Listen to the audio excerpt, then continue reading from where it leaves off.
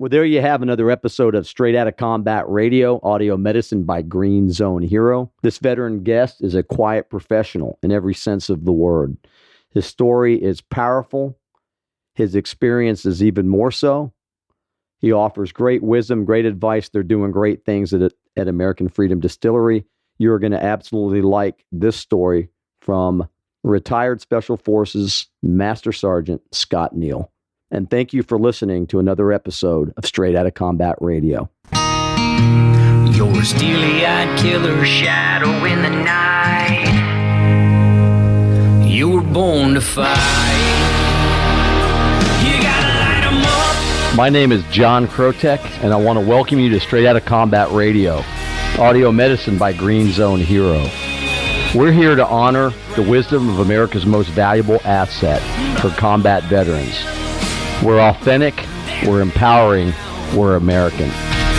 Save us all before they burn it down. Our guest for this episode of Straight Outta Combat Radio, audio medicine by Green Zone Hero, is retired Special Operations Master Sergeant and Green Beret Scott Neal. I met Scott a couple of months ago at the Tampa Club at the Gratitude Professor Coming Out Party. It was for a few brief moments, but it was nice to see Scott there, to hear a little bit about his story and to watch him get recognition from not only his wife, but from his friends and other family members. Scott was on one of the two United States Army Special Forces teams that put boots on the ground in Afghanistan right after the September 11th attacks on America. Scott and his teammates raised in an unconventional militia army, actually, of horsemen to engage the Taliban. Within 90 days, 90 Green Berets and the indigenous forces that they helped to train overtook the entire country of Afghanistan. These actions were portrayed in the recent movie based on true events, 12 Strong. Currently, Scott is working to craft high-quality bourbon whiskeys, and they're doing a great job of it. His company, American Freedom Distillery, exemplifies the very best of America. American heroes producing American products with American heart and soul running through it. I got to tell you, ladies and gentlemen, I'm humbled and honored to have Mr. Scott Neal on Straight Outta Combat Radio today. Welcome, Scott. Hey, how you doing today? I appreciate it. Thank you. You're welcome. I'm glad you're here, man. I'm glad you made it back. I know some people didn't come back, and my heart goes out to any of the team members that you may have lost while you were in combat or in theater, and I really mean that. But, you're here, man, and your story can help so many people, and your company's doing some great things. So thank you. Let's just get to it, Scott. Tell us about the Neal household. Tell us about what it was like growing up, a little bit about your background. No problem. My family's from Florida and Texas. My mom's side of the family's been here, original crackers, as I like to say it, since the 1830s. My great uncles, believe it or not, are on some of the first veteran affairs roles for combat injuries in the Seminole Indian Wars. Wow. All right. On my dad's side of the family in Texas, my great, I think add one more great uncle was the commander of the Alamo, James C. Neal, the famous cannons of Gonzales and stuff. So, I had this kind of Lieutenant Dan family history of, my relatives have fought in every war since the Revolution. Luckily, not all of them died in every war. But, as a young kid, I always wanted to be in the Army. Some kids growing up wanted to be a fireman or a police officer, a baseball player or whatnot. I always wanted to join the Army. I played cowboys and Indians and cops and robbers and, Army soldiers. And when I graduated high school, I went in 1986 into the Army, into the infantry.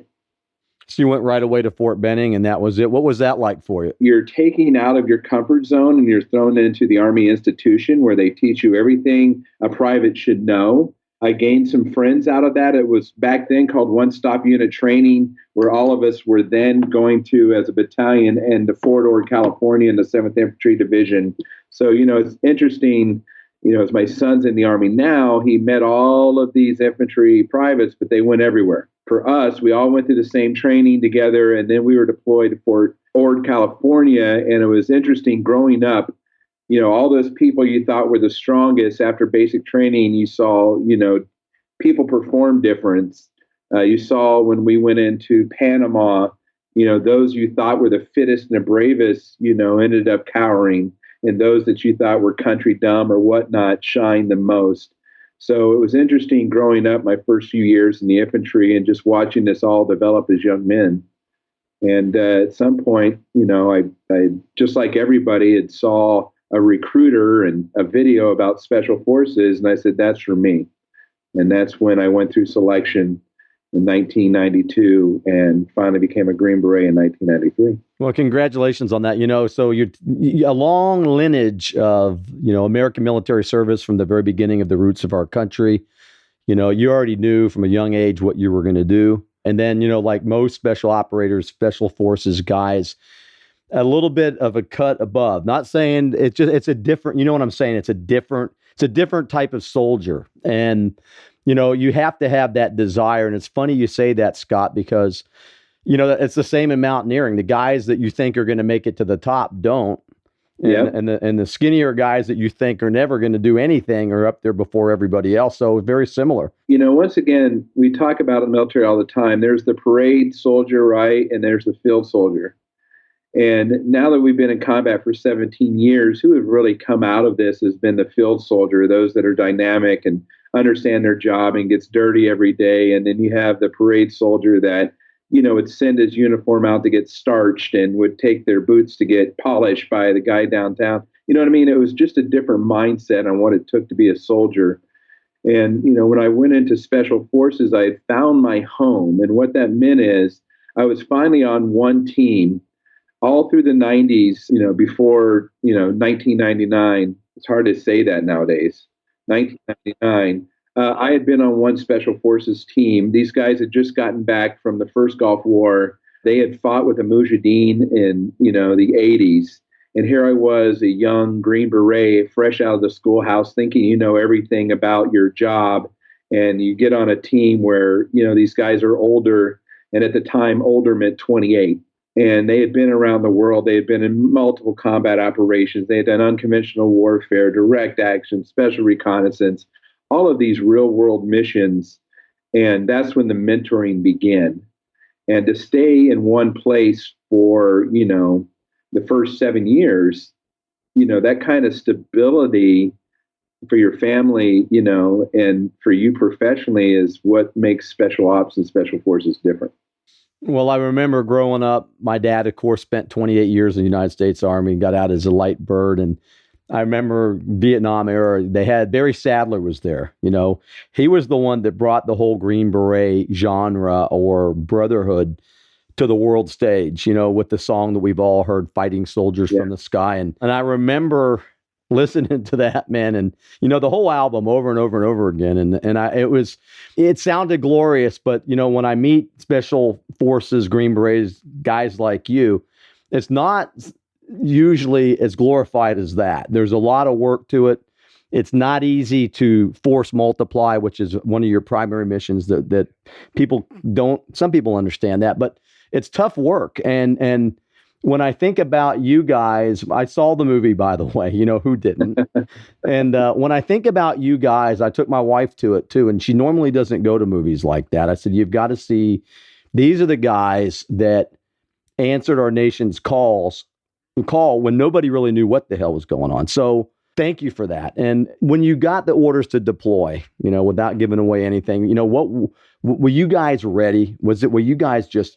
Imagine this, you have the Super Bowl, the World Series, the Olympics, the first mission to the moon, all rolled into one 9/11 event, right? For a special operator.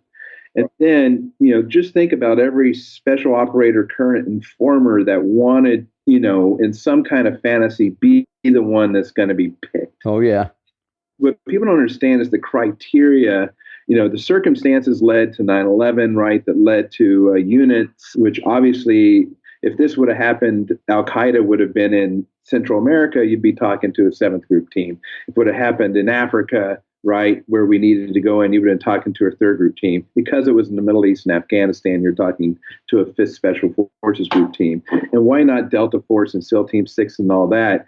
They had their missions as well. But the mission that was called for right after 9/11 was basically to find out the truth. Remember, America had all but forgotten about Afghanistan. They left that up to the agency. We didn't have this intel apparatus, and what was intelligence at the time was tanks and battleships and steel and all this. It wasn't on human intelligence like it is today. So the very first missions were to go in there and sort out who is our allies. Are they willing to partner and fight with us? And that mission is 100% Green Berets. Now, what makes Green Berets different than a SEAL, right, and a Ranger and all of that? I like to say that Green Berets are more mountain men, right? A little older, a little more casual and simplistic in their approach. They don't overly rely on technology. They rely on human skills, right? So the first part was just go in behind the lines and sort things out, because the bigger mission was the Army and Air or our Marine Corps was going to invade in the springtime. That's how long it was going to take to mobilize, America. And what we found out, though, through quick action is we quickly established relationships. We understood the battlefield through their eyes. We enabled them. Now, the difference between any of the movies that you've seen or the books you read, which portrays the American as a hero, the real heroes were those Afghan mujahideen fighters, right? Afghans have been fighting others and themselves, for hundreds of years. And it's just part of their life, right? And all we did was, like Tom Sawyer and Huck Finn, is just enable them, right, to achieve what their goals were. They wanted to get rid of the Taliban. We just wanted to not make Afghanistan a safe haven for al-Qaeda. Somehow we switched missions today. Now we don't want the Taliban, right? And, at some point that wasn't our original mission. Let me ask you this, Scott. So, we're not going to talk a lot about the movie, but you guys jumped in, and there's some pretty interesting terrain. That part of the movie was very nail biting. But what kept you and your team focused? Because you're in there to gather intel, but what kept you guys focused? Automatically being surrounded on purpose. You look at some of the warriors today, and they have these big bases with these big, mobile armored platforms and 18 layers of air support and 10,000 layers of command and supply and logistics. Imagine being alone and unafraid on the mountaintop, right? And surrounded on purpose. Every decision is carefully thought out. Every movement, every engagement with the enemy is practical, right? Because you can lose your life. There is nobody to come get you. There's nobody to come rescue you at any time soon. So everything is thought of differently. Whereas today, if you get in a firefight, that's great. Why? Because, somebody will respond to that firefight and assist you, in no time. You also look at the odds. At the time, whether it was a 12-man team or there was 3 teams or even 90 Green Berets and other special operators, you were facing an army of 50,000 Taliban. They were organized, in traditional military lines with 21st century military equipment, right? So things are flipped today like they were back then for us. So on your own accord, you guys put yourself in harm's way immediately. You're surrounded by hostile forces and push forward maybe a little bit. How do you think that that's impacted you, or how did that impact you then as it impacts you today? That's, once again, you go through all this training, right? And you do all the physical fitness. You go to all the sniper schools and, all of these specialty schools to do what? To do the mission. And now imagine doing the mission, the Super Bowl, the World Series, the can't fail your country, right? It was all culminated into one, and nobody expected any of us to kind of survive this. There was no expectation. Be as successful as you could be. And then what happened is you started to see basic military formulas work: fire, maneuver, right? Supply and logistics. It's always about the fundamentals. I tell 1,000 privates when I was a drill sergeant, don't worry about the high-speed techniques or equipment. Everything that's going to save you is the fundamentals. And that's what saved us, right? And made us successful against overwhelming odds. The horse itself, as a mode of transportation, that's what you guys were primarily using for ground transportation? Well, it started, number one, whenever you link up with the Mujahideen force, you have to assess their capability and why were they using horses? One, because of the terrain, right? And you had the Taliban that had all the captured Russian equipment. So, it was a natural choice. What people don't understand is then, as the battlefield progressed into a few months, you would capture trucks. Well, now you got trucks. Then you would take over Taliban tanks, but now you got tanks. It's like a video game, right? You ever play Grand Theft Auto? All of a sudden you got a cart, and then you switch to, something, and then you switch to something. That's what's not portrayed in any of the books in the movie, is just how to be adaptive on the battlefield. As you become faster and you're out of the terrain, you then, overtake conveyance, which could have been Toyota trucks. So the battlefield shifted pretty quickly, but, everybody has a heartbeat in America for the horse, and, just the image of cavalry charging tanks. And it hadn't happened since Pancho Villa's charges in the early 1900s. We have had cavalry, and it was a limited kind of use, but you saw what armored columns did to the Polish cavalry in World War II, right? Yeah, so it was a terrain difference. So the horses offer maneuverability. It was a perfect dynamic of 21st century met, 18th century battlefield techniques. But out of all of this, it was a Green Beret mentality of being adaptive and being very simple that won the day. Along with, if you think about it back then, everybody supported that one mission. The entire military might and complex, intelligence complex, law enforcement agencies, everything razor focused back then. And that's where the successes came from. Pretty remarkable too, Scott. It's no gimmick. It's a real story. The teams and along with the people that you trained did that. How would you assess the Taliban as an adversary? Is there anything that stands out? The way of war of the Afghan, and remember the Taliban, there's good Taliban, according to them, bad Taliban, and foreign Taliban. Taliban, look at the Revolutionary War. There were militiamen that were farmers that would just rally and call because some centralized commanders said it's time to get your rusty gun and show up. There was bad Taliban, which, religiously wanted to dominate and use, military force to suppress other sub-tribes. And then there was what they called foreign Taliban, religious zealots from other countries that came to learn technical skills, learn how to, do explosive, learns how to do light mortars and artillery, so they could go somewhere else and pursue their great cause of jihad. That was the makeup, right? Now, the Mujahideen fighters, what was interesting about them is, they had little to nothing. They had no training. They had no ammunition. They had no food. They had nothing. It was truly a ragtag.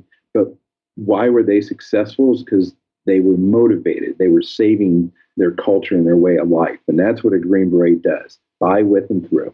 Absolutely. So like I said, it's tough work. It's not easy. Some people may glorify that. And that's, the Green Beret, and this, and I've heard this as an Army NCO myself, the silent professionals. And, a lot of these guys, we can get to that, have transitioned out. And there's a lot of guys out in front. And it seems like a lot of the Green Berets, like yourself, go into business and just do your thing. And it's admirable. And so thank you for that. Is there any one thing, Scott, when you were in that environment that stands out, that was like a holy cow moment or an aha moment? No. And I'm going to tell you, because then we quickly went into Iraq. Then we quickly went into Africa. Then we quickly went back to Iraq. So the beginning of, I laugh all the time with our friends, the beginning of the wars are different than the end of wars, right? In the beginning of wars, you're a pirate, Jolly Roger flag. You make your own rules. Nobody, gets down and dirty. There's chaos in the battlefield. You're a master of everything. You're the fireman, police marshal, mayor, right? District manager, everything hat you wanted to be. It is thorough chaos. The middle of wars became, okay, let's train another force. Let's do some PowerPoint presentations. Oh, you got to go to school. We got to leave the battlefield. Then the everyday ho-hum life came in. And then towards the end of the war, we were more cops. We're arresting people. We're doing warrant-like activities. We were searching. The missions went from kill to capture, detain, to detain, release. And it just saw the changes. And the other thing is we went from no technology to an abundance of technology, but we're still fighting people. So I went through all of those measures. So one specific incident, I have 1,000 funny stories. You know what I mean? I have 100 combat patrol stories. I had 10, we almost died stories. All of those are in something that myself and my friends can relate to, not something my wife and I can relate to, or my outside family. I mean, just, there's so many layered on there. And, it just, at the end of it, you're done. You're off the carnival ride, right? No more e-tickets, and you walk outside the park, and, that's it. I like I've never heard it described like that, the dynamics of combat, beginning of the game, I guess like quarters almost, or, by halftime, or what you guys are doing. So, looking back on it now, Scott, we'll move on to the transition and all that kind of stuff. But, I know you served over 25 years. Looking back on that particular event or that scenario, is there anything, of course, you can always second guess it. Is there anything you would have changed? At the time, no, because that's wishful thinking. We did what we did, and what we did apparently was successful, right? Absolutely. I mean, we all survived. We survived very, tremendous combat times. You know what I mean? With you look back and you go, that was ridiculous at the time going through it. It was perfect, right? Everything just happened to work together. There was never, in the beginning, it wasn't, reacting to an IED bomb or reacting to an ambush. We were leading every charge and every combat patrol with action, right? We were the masters of it. So that part was good. When I look back, I see leadership styles, right? I see the way the focus went away from the team to now the headquarters. It became this all-sucking, entity of all information and intelligence that you had to force feed, but you wouldn't receive anything back. So it was never about your domain. It was about feeding this, information intelligence mechanism. And then finally is realizing this all over. And that's where the transition part comes in. And I think people have the hardest time. How do you go from that pace, being the quarterback, to being the second string quarterback? Joe Montana went from the 49ers to the Kansas City Chiefs. You know what I mean? Right. Yeah. Quite the same. And then one day, you're doing used car commercials and Pizza Hut commercials. You know what I mean? Yeah. Doing some signings at a bookstore. So, that's the new challenge. You're not equipped for what becomes the ultimate challenge at the end of a warrior's life. And you hit it just right. It is a warrior's life. And especially like I said earlier, the Green Beret is a different breed of operator. And if we didn't have Green Berets, there's a lot of things that wouldn't get done with that type of conflict or an odd tool. Yeah. In the government's toolbox, we have more training than an F-16 pilot. I tell everybody. We're selected through a complex physical and mental assessment. We're given advanced equipment and communications, advanced medical, and engineering training, all of these skill sets. And I remember as a kid watching, here's the fun part. I watched Rambo First Blood as a kid. I had a different view, a man alone, unafraid, with a big knife, fighting the law, right? And a bandana. Big. Now I watch Rambo, and you see a different man that's complex and lost and had this tremendous, responsibility from the country. And you come home and, you just get grief for who you are. All of those skills today, I thought the day I left that the only economic opportunity was being a contractor and going back to war as a contractor. And that's how a lot of our generation sees it now. And I knew I had to break that. I had all the skills that I had, but I thought the only way for me to do it was to be a contractor at the end. So, well, thanks for pointing that out, because there are other options available. And, like you say, you guys are good, and you're comfortable in that world, and there's jobs out there. But tell us about, American Freedom Distillery is a whole different thing from fighting war. Maybe it's a war of a different nature, but tell us about how that idea came about and what you're doing. Yeah. I did like everybody else. I went to government contract, and I went back to war with Afghanistan, and I realized I'm too old, too fat. The war had moved on, right? I hadn't. So I decided never to do that again. And I had to force myself to say, all right, I got to burn the boats, which means, I can't look at my old tactical skills. I had to look at what other skills the Army had given me. And what they give me is, organizational skills, prioritization, work ethic, critical thinking, all of those skills which lie dormant in a soldier can never be taken away or go away. So we talked as friends, and step one is, go on a journey, discover yourself again. Step number two is find something that motivates you and you have a passion for. So all of those transition formulas I tried to follow, and it led us to discovering something we had discovered a passion for. Now, distilling wasn't in my nature. I didn't know anything about it until I discovered how to do it and how much I thought it was cool, right? Factor number one, it's pretty cool. Number two is how to make a business out of it, right? Because if not, it's a hobby. And we spent a lot of time analyzing how to make a business and the go at the business. But we found out then we had 2 buddies, we had 6 buddies, we had 10 buddies, right? And then this turned into an opportunity that if we made this a business and we performed this way, the rewards would be, you know what I mean? Revenue would be, a lifestyle change. It would be something we can give our kids. So that was kind of that transition. Well, American Distillery, the way you point that out, and I haven't heard that story before, but to be able to take these organizational skills and make something valuable out of it, distilling is not an easy job either, It comes down to how to create wealth for you and your family, right? Right. I could work for somebody, or I could, work for myself. What am I trying to do? So all those were fundamentals that I had learned, helping with the Green Beret Foundation and developing a transition program. They were all mantras and ideas and thoughts. If you look at 100 transition programs, they all say the same thing.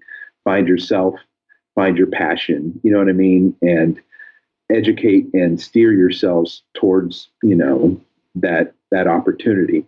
And so the first thing I did is I partnered with my friends. One had been a successful businessman, so he knew that financing and fundamentals.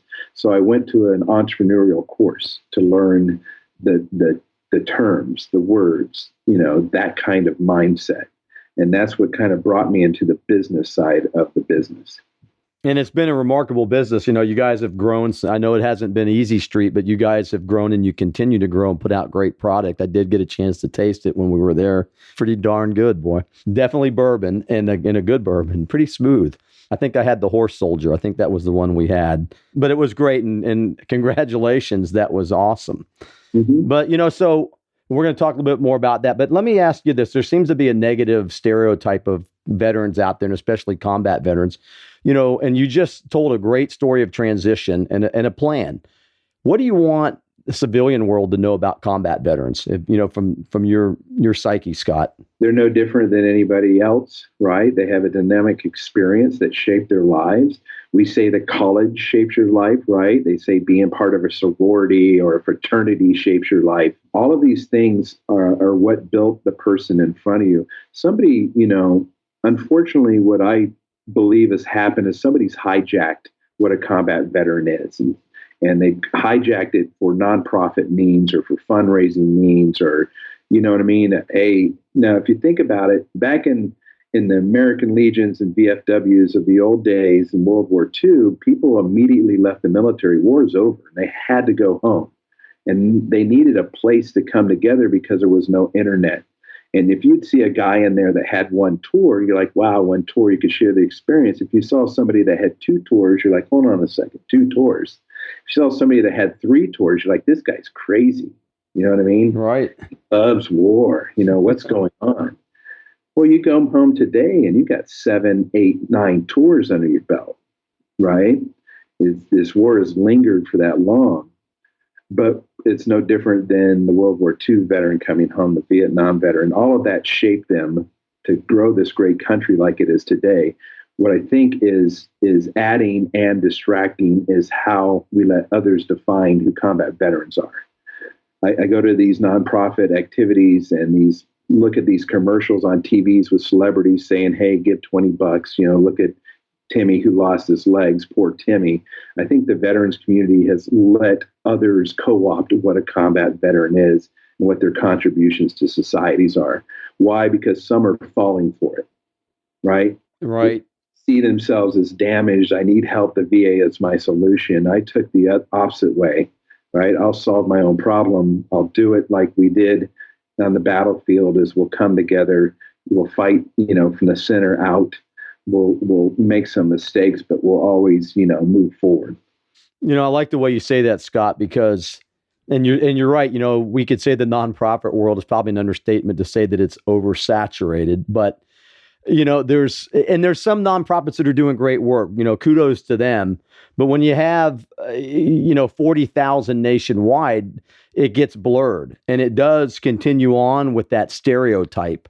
And I've never heard it said like that either. We're getting a lot of good commentary today that the veterans in some part have allowed people to co-opt them, and when you have the rest of the world thinking that veterans, especially the combat veterans, are nuts, well, we got to help those guys, or we got to stay away from them. So that's some really good insight, and I like the way you put that. Yeah, what I've noticed on some of this is, you've seen a lot of initiatives lately about hire 10,000 veterans. Well, of course you want a veteran. They show up, all the positive about veterans.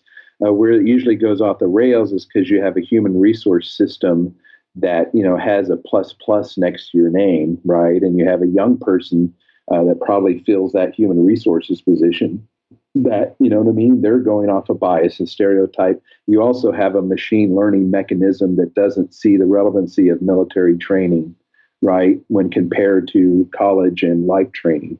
So there's some things that need to get fixed and looked at, but it still doesn't change the message. Everybody wants to thank a veteran. That part is positive, but then again, everybody is fearful that the veteran, is a ticking time bomb. A veteran is a challenge hire. A veteran, you know what I mean, it has to work out the issues. When are they going to become normal again? And all of those need equal attention to be corrected. Let's look at the flip side. Let's just say you're a man or a woman leaving, transitioning out, and you've seen combat, using your warrior mentality, Green Beret mindset, your drill sergeant foundation. These people, many of them are in a bad place.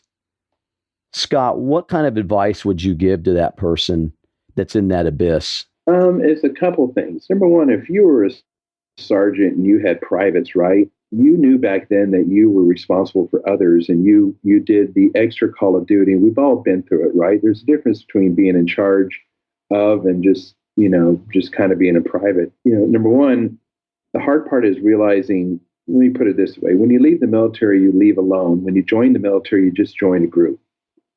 That's the hardest transition. You had a sergeant that took care of you, a captain that gave you orders, a pay station that would pay you, a medic that would treat you. I mean, you kind of came into this Borg-like system where everybody had a rank and everybody had a position, and everybody excelled at it. On the combat side, you were unbelievably heroic. You would jump on a bomb for your buddy, the sense of selfless service, all of these qualities. Then the day you get out, you're all by yourself, right? You can't go see a sergeant. You don't have three privates. You don't have a pay person walking you through, these complexity things of life. So you're a bit naked, right? And it's hard, to walk through the forest alone. And then you start finding people in the darkness. We don't have the VFWs. We don't have the same social clubs that they had in World War II and even Vietnam to kind of find each other again and band together. But it's out there. So if you're feeling dark and empty, there probably isn't too many people to reach in the hole you're in, right? Because they just don't know where the hole is. And that's the hardest part. But then who put you in the hole? You know what I mean? What, did you dig it yourself? You know what I mean? Did you stumble into it because you're trying to do something good? That's where we need help, but you can't just die in a hole. You know what I mean? And that's what we didn't want to do. We are the masters of our own journey. I tell everybody, you may get out, but all those people that are trying to climb the ladder, a veteran has an escalator. You have so many services, so many benefits, so many relationships, so many critical skills that as soon as you start at the bottom, everybody else is going step to step, and the veteran's on an escalator. You'll get past them quickly. Some great advice and some good insight. What's the game plan for American Freedom Distillery, and where do you see you guys in the next few years? What's going on? Three things. The we have a bold vision, right? Remember, we were told you won't survive and you can never do it, and we have low expectations. That's exactly where we want to be in this business, right? Nobody thought we'd amount to anything. You don't know how to distill. Well, actually, we've won more awards for bourbon than we have in combat. You don't know where money is, how much it's going to take. We solved all of these problems which others thought were impossible. Why? Because we didn't think they were impossible. So believe. Number two is, set a vision and go for it. We said a long time ago, what's our vision? A vision is something that our friends and our families would be proud of, right? We would build a product that would hold up to our reputations, right? That we would be proud of, and that our work discipline would allow us to produce enough of it to become profitable. Very simple business goals. If you ask any other company, they have the same vision and goals. And we've achieved them. Why? Because we set them. We set them for each other and ourselves. Next, we can't give our kids a Foot Locker full of old medals. That's not my legacy. It does them no value. I didn't fight all of this and beat back the wolves of terrorism. You know what I mean? That I disappear one day and I'm rediscovered in a Foot Locker in the attic. By starting a business, I've created a legacy. I could pass it down to my kids, both financially and, our names will be on that label for, we hope, the next 200 years. So that's what we're creating is that we have a second chapter in our lives, and we started with nothing and we have something. That's awesome, That's man. the American dream, right? Remember Absolutely. I said, find the American, live the American dream you've been defending. The American dream is what? Come to a great country, have nothing, build it with your own two hands, give it to your kids. That's what we're doing. And you're doing a damn good job of it too. So how can people find your product and how can they learn more information about your distillery? The product is horsesoldierbourbon.com. We're now in the 7 states. It's just like a game of Risk. You don't want to go too far across the board too fast, right? Your resources and supply chains are limited. So we're in 7 states. There's some states you can order us online and get, but here's how you help us is just like the Mujahideen fighters, is just be a believer. You get to choose with your checkbook what you buy, right? If support a veteran-owned business is the number one thing. I'm past the hire a veteran. I'm into the stage of buy veteran products, right? Buy veteran services. We can dig ourselves out of that same hole ourselves. And that's what the community can do too. You want to help a veteran? Okay, Congress has given us $200 billion for the VA, untold billions for nonprofits. But you know what you could do is you can go buy a lawn service from a veteran. You can go buy a financial consultancy from a veteran company. You know what I mean? Those are what Americans can do today. I like that. And it's true and it's real. Let me ask you this, Scott. What does freedom mean to you? Freedom means, the ability to do what you set your mind to, right? So we talk about the American dream. The freedom is life, liberty, and the pursuit of happiness. Back to the Constitution, right? We all want basic life, okay? We want basic liberties to pursue what makes us happy, right? If you want to be a professor, go be a professor. If your passion is this, go do that. And those that interfere with it, what was the terrorist attack of 9/11?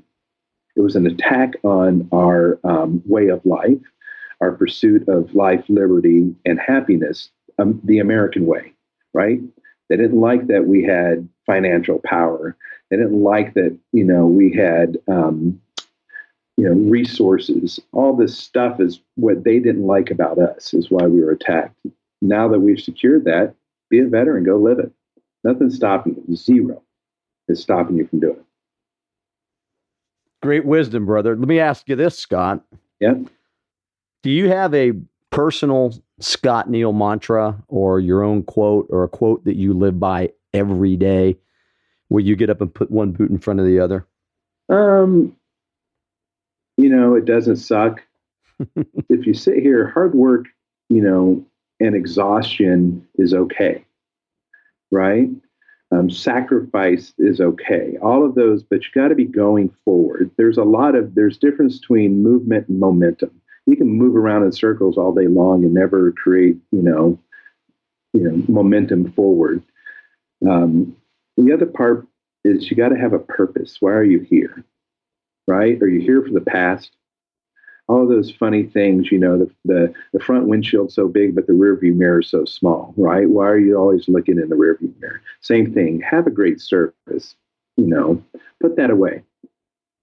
Go forward into life and use all those skills that nobody can take from you. You can be naked, alone, and unafraid, but they can't take those skills away from you. So go use them.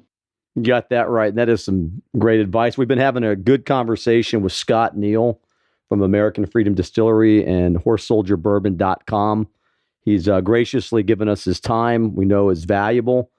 This company's moving forward because it's got a group of individuals that understand the value of freedom, and they're certainly not going to squander it. So I got to tell you, Scott, I know I'll be seeing you again. Get out there and open your billfolds. If you like great bourbon, these guys are making it.